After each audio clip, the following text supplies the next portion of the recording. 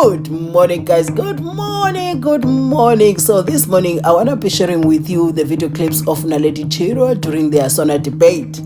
Now, there's something that I always see when Naledi takes that podium and opens her mouth, being confident, coming up with facts, being bold. And Julius Malema would be sitting there like admiring, like look at what the EFF has given birth to, you know. And without wasting much of your time, welcome to South Africa Lately. This is a channel where we discuss South African trending news. We do, however, grab here and there from international news when it is trending enough to be brought here. Please do understand that I'm not a politician. I do not have deep knowledge in politics. However, I am a South African citizen who's also a voter, and I do believe that my views count when it comes to political affairs of this beautiful country. Mabandla kamjuka nakandaba sizwe sikamthaniya Commander-in-Chief Julius Malema, all the officials, commissars, selfless activists of the EFF, and all the progressive forces who stood up and spoke out when President Malema was once again under attack by Western imperialists who are provoked by our resolve to attain economic freedom in our lifetime, revolutionary greetings. President CYRIL RAMAPHOSA, we stand here today to respond to your State of the Nation address that didn't address the state of our nation. We respond to you on behalf of the women who have been waiting for parental justice in our maintenance courts for many years and received no justice because they didn't have enough in their pockets to bribe their way to justice.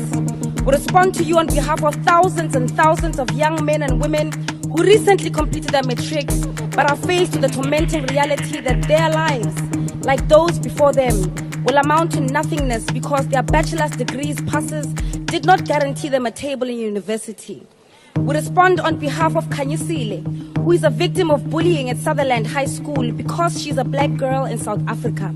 She and many young black women are forced to learn that under your leadership, they are second-class citizens. Your presidency does nothing for us, Mr. President. It doesn't protect us, nor does it give us justice.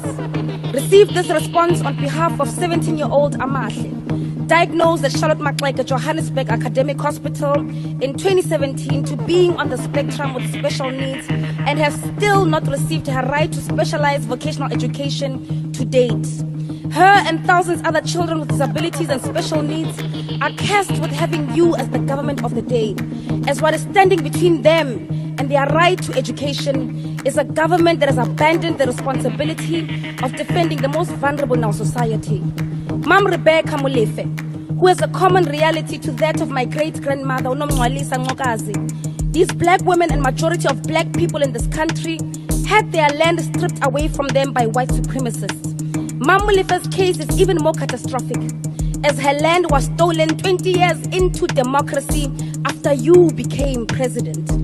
Petrol attendants, widows and orphans of Marikana, millions of unemployed youth who are bed-rotting and giving in to depression, grandmothers who are abused by their nyaupe and crystal-addicted grandsons and daughters, teachers who are threatened daily at their places of work by children who are victims of dysfunctional communities, business people who have to pay thugs protection fees or risk being killed, farm workers in Purifir in the Eastern Cape who are paid a carton of milk and a box of cigarettes after a week's worth of labor, the colored Dunnies in the Cape Flats who pray at night while we sleep, hoping to end the violence with spiritual intervention and waiting for Godot because the government has failed to protect them, and the black people in this country who are dispossessed of their land.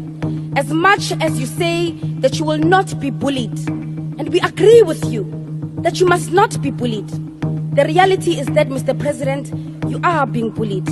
If you were not being bullied, you would have supported the amendment of Section 25 of our Constitution that was to see the justified expropriation of land without compensation, not the watered-down Expropriation Act that uses the language of revolution but yet far away from true justice. The state, including Parliament, the executive and the judiciary, carry the obligation to redress imbalances of the past through the enactment of laws that will achieve redress and equitably redistribute all resources.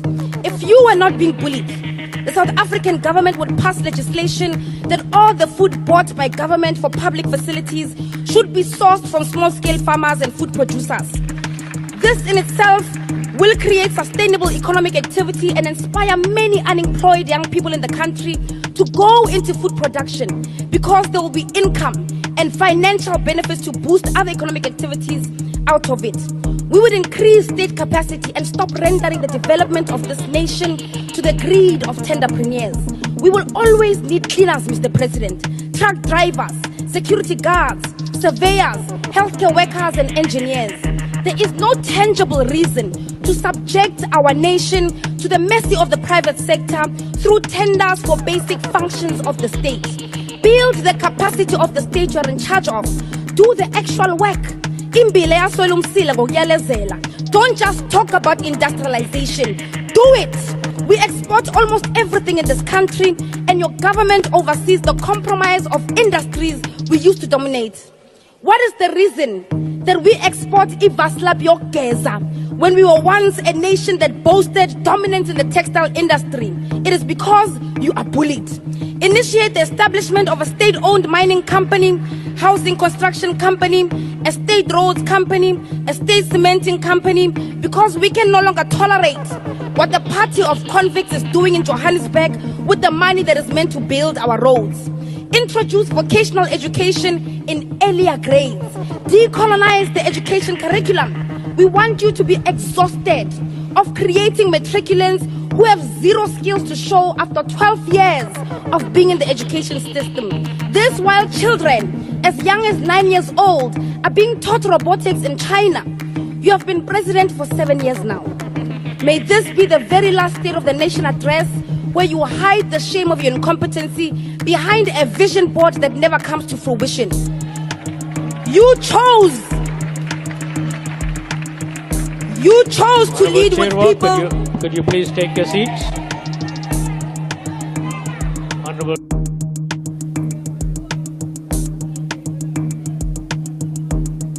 Mr. President, you chose to lead with people who want to maintain the status quo because you are bullied. You chose to lead with those who write letters to America and tell on you like you are a little child that requires supervision because you are bullied. You chose the people who don't have a history of ever choosing your own people because you are bullied. And so long as that is the hill that you are willing to build your legacy on,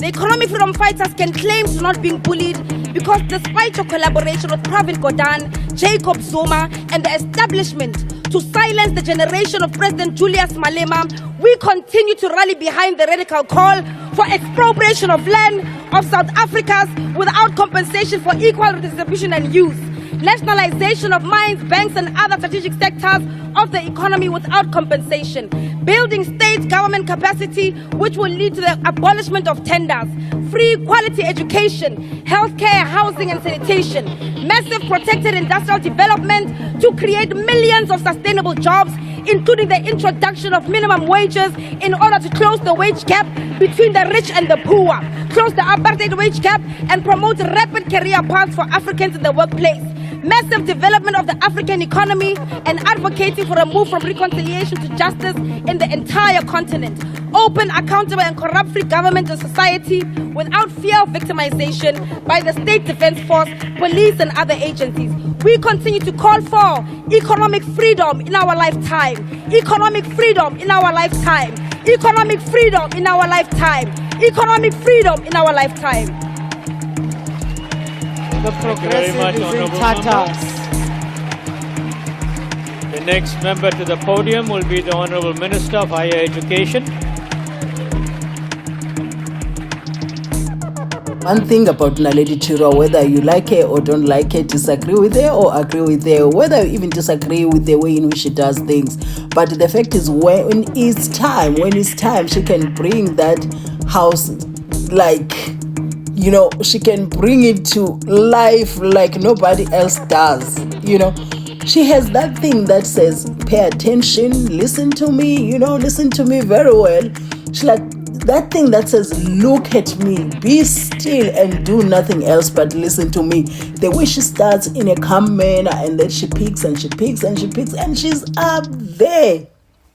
She reminds me of those people that fought for the freedom that we now enjoy, Those people, can you imagine 1976 wouldn't have happened if the people that we are today were the ones that were supposed to do that, because I think we have lost the fighting spirit. We no longer fight for anything.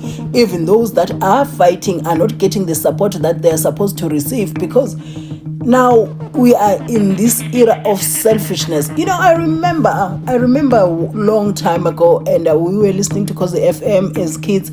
I didn't know anything about politics and whatnot, but there is something that was said on that radio, because my mom loved listening to radio when we had the battery, because I grew up in a village that didn't have electricity. So you would buy a battery, and sometimes you don't have money for the battery. Sometimes you even put those batteries outside to get the energy from sunlight. Maybe we put it back, and those such batteries never lasted. So there's something that I heard at a time when we had the battery. My mom was listening to the news. There's this Ukhozi FM presenter that was talking to Ukhozi FM. He said the country now has been under democracy for quite some time. I don't know whether that guy is still alive or what. His name was Thokozani Nene, if I'm not mistaken. He said, now that I'm gonna put it in the way he said it in Zulu. He said, now that sekudlulile sekwadlula kwimpi yezombangazwe, there's way that we still don't have. He said, now that impi yombangazwe is over, there's going to be the worst fight over umbusazwe. So he said the politics of umbusazwe has the ability of dividing the black nation and the black vote, and that will give power to the white political parties that will be there as opposition. You heard me? You heard me? I think that was very prophetic. I was a child, but I can still hear what that guy said. He said, manje njengoba izwe seladlula kwipolitiki yezombangazwe, ipolitiki enzima for isizwe esimnyama ezayo yipolitiki yezombusazwe. And those politics are the ones that have torn this country into what it is today. Those are the same politics that have given us all these many black parties. We can't keep up anymore. We have a long ballot paper like that now because of that. Those are the same politics that he was talking about, the politics of now that as black people we have fought, now we have the power, who should govern, and that gives these small political parties. And you see, how many white parties do you see out there? How many? So anyway, what I'm trying to say is that whether we agree with Naledi Chirwa or what, she has that fire that I believe, because history has shown us that the 1976 youth was the youth that was capable of fighting and getting the results that they wanted to see. Do you get? So now that we have, in fact, the young and the old who are living today, they seem like they are unable to fight for anything. See? This is the life that we are facing these days in South Africa. Anyway, guys, forget my gibberish that I'm speaking. I brought you here so that you can listen to Naledi Chirwa and see that the girl has fire. Even if you are not an EFF member, but you gotta agree, Naledi Chirwa is, and there is no way the EFF missed Floyd.